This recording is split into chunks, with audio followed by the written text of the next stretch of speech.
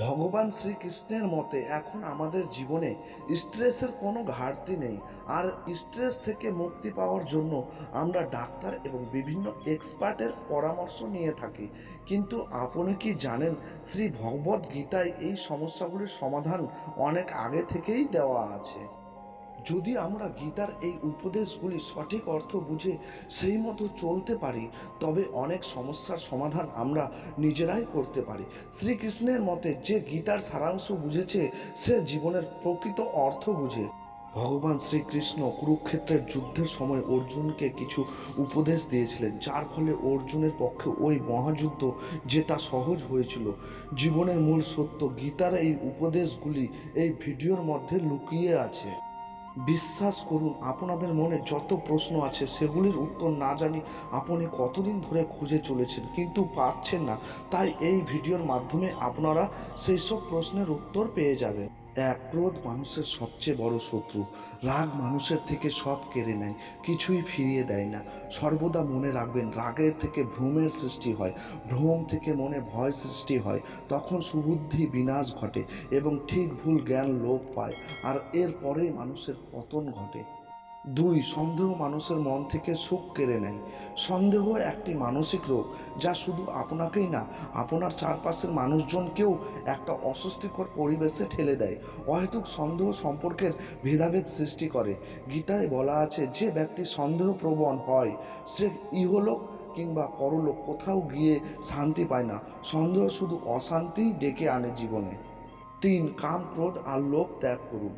কাম ক্রোধ আর লোভ এই তিনটি জিনিস সাফল্যের পথে বাধা হয়ে দাঁড়ায়। এতে একবার আটকে গেলে বেরোনো অসম্ভব। খেয়াল রাখবেন যাতে এই তিনটি বিষয় আপনার উপর চেপে বসতে না পারে। ভগবান শ্রীকৃষ্ণর মত অনুসারে যতটা সম্ভব নিজেকে কাম ক্রোধ আর লোভের মায়াজাল থেকে সরিয়ে রাখার চেষ্টা করুন। 4, অধর্মের পথে বিনাশ নিশ্চিত। অসৎ পথে চললে পরিণাম খারাপই হবে। আপনি যদি মনে মনে এটা জেনে থাকেন যে আপনি যা করছেন সেটা ঠিক নয়, অস্বাভাবিক এবং অন্য কারোর ক্ষতি হচ্ছে, তাহলে জীবনের শেষ পর্যায়ে এসে আপনার সাথেও খারাপ হবে। শ্রীকৃষ্ণের মতে খারাপ কাজ করার কথা মনে আনা উচিত নয়। 5, মনকে লাগাম ছাড়া করে ফেলবেন না।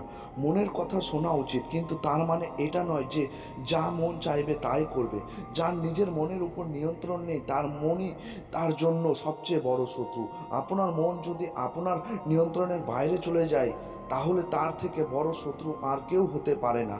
চেষ্টা করুন যাতে আপনি আপনার মনকে নিয়ন্ত্রণ করতে পারেন, উল্টোটা হলে আপনার বিপদ। 6, কর্ম করে যাও, ফলের চিন্তা করো না। কারো থেকে কখনো বেশি কিছু প্রত্যাশা রাখবেন না। যখন আপনি কোনো রকম প্রত্যাশা না নিয়ে কোনো কাজ করেন, তাতে নিরাশ হবার সম্ভাবনা অনেক কমে যায়। 7, নিজের প্রতি বিশ্বাস হারাবেন না। বিশ্বাস মেলায় বস্তু, তর্কে বহুদূর।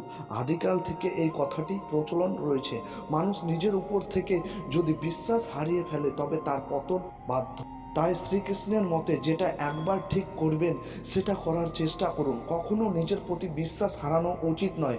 আমি জানি, আমি পারবো, এই কথাটা সবসময় নিজেকে বলুন। দেখবেন নিজের লক্ষ্যে পৌঁছে গেছেন। আর প্রতিটি কাজের ফল এ জন্মেই পাবেন। এ জীবনে কিছু হারায় না এবং কোনো অভিজ্ঞতাই বৃথা যায় না। প্রতিটি ছোট্ট বিষয়েও কিছু না কিছু শিক্ষা লুকিয়ে আছে। সবার কাছ থেকে কিছু না কিছু শেখার আছে। সে আপনার চারপাশের মানুষজন হোক, গাছপালা হোক, পশু পাখি হোক কিংবা প্রকৃতি নিজেই। আমাদের সার্বিক বিকাশের জন্য এটা অত্যন্ত জরুরি। 9, মৃত্যু যখন নিশ্চিত তখন শোক কিসের।